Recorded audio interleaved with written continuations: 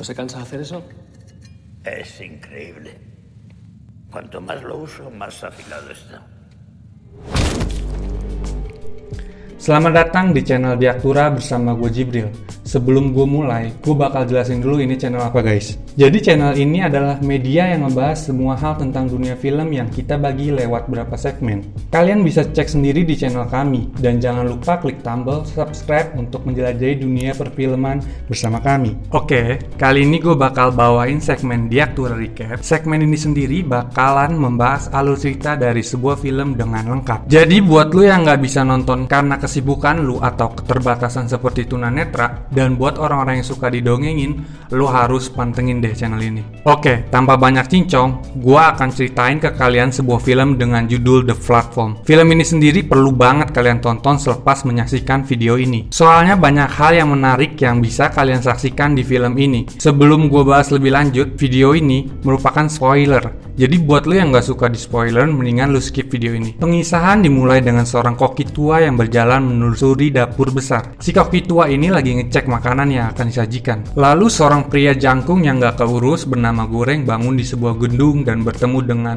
orang tua bernama Trimagasi. Si Trimagasi ini modelnya mirip-mirip pejabat korup lah. Gak tahu kenapa sih namanya kayak gitu. Nah, si Trimagasi ini yang jadi teman satu sel Goreng ngasih tahu ke Goreng jika mereka ada di level 48 dan berada di suatu tempat yang disebut lubang. Goreng yang sedang mempelajari situasi ini bertanya dengan orang tua itu.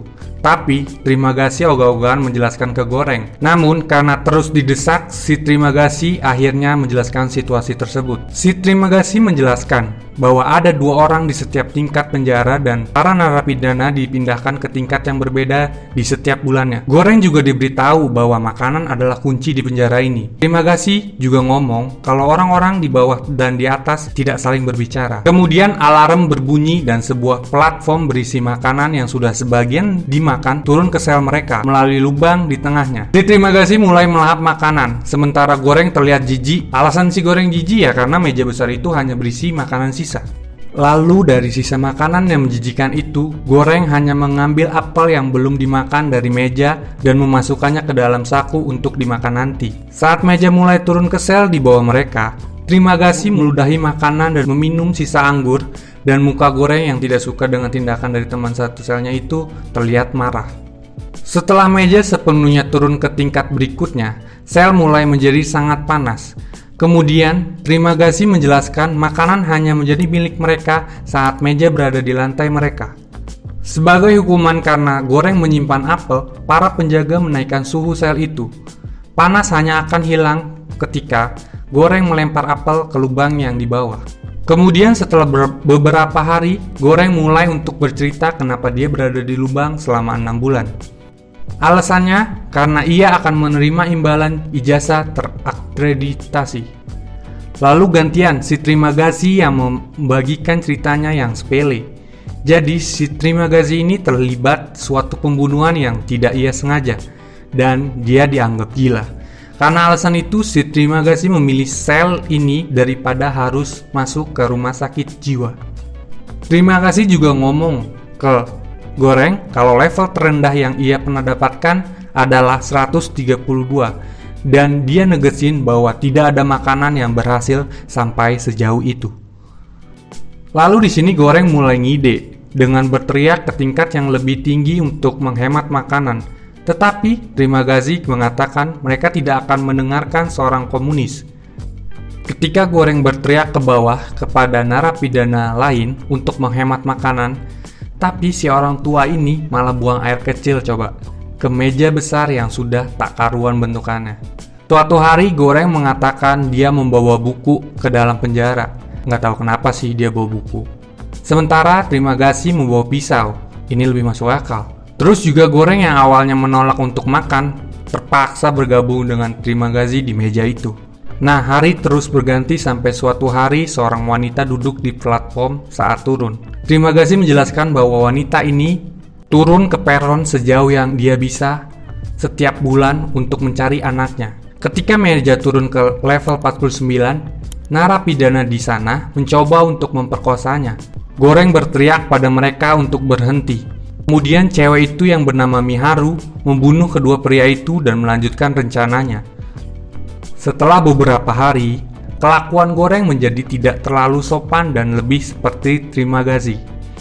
Pada malam terakhir mereka di level 47, Trimagazi mengakui bahwa dia menyukai Goreng. Ketika Goreng terbangun, dia mendapati dirinya terikat di tempat tidur dengan Trimagazi berdiri di atasnya. Trimagazi menggenggam pisaunya. Mereka telah dipindahkan ke level 171. Orang-orang berteriak saat mengetahui di mana mereka berada dan beberapa bunuh diri dengan melompat ke dalam lubang.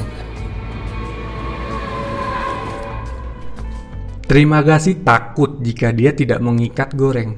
Goreng akan membunuhnya karena kelaparan. Trimagazi berencana berpuasa selama dia bisa dan perlahan memutilasi Goreng agar keduanya bisa memakan dagingnya. Ketika Goreng menyebut Trimagazi sebagai pembunuh, dia mengatakan orang-orang di atas mereka yang menyebabkan ini semua. Ketika platform turun, bahkan tidak ada tulang yang tersisa di atas meja untuk mereka makan. Setelah beberapa hari, Trimagazi mulai mengukir kaki Goreng. Tapi sebelum Trimagazi menyelesaikan mutilasinya, platform itu datang dengan Miharu di atasnya. Si cewek ini melukai Trimagazi dan membebaskan Goreng. Usai dibebaskan, Goreng langsung membunuh Trimagazi. Dia dan Miharu memakan Trimagazi sebelum dia turun lebih jauh ke atas meja. Goreng mulai berhalusinasi ngomong dengan Trimagazi sebagai bagian dari tubuhnya. Bulan berikutnya, Goreng bangun di level 6. Dengan seorang pria bernama Baharat. Sebagai teman satu sel barunya, Baharat membawa tali dan meminta orang-orang di atas untuk membantunya naik ke atas dan keluar dari lubang ini. Tapi tahanan di atas malah mengejeknya. Lalu si Goreng mulai ngide lagi untuk turun sampai dasar dan membagikan makanan di setiap level supaya adil. Berdasarkan perhitungannya, ada 250 level saat dia berada di level 202. Gak lupa mereka mempersenjatai diri mereka untuk berperang. Saat pasangan itu mulai turun, mereka memukul mundur narapidana lainnya.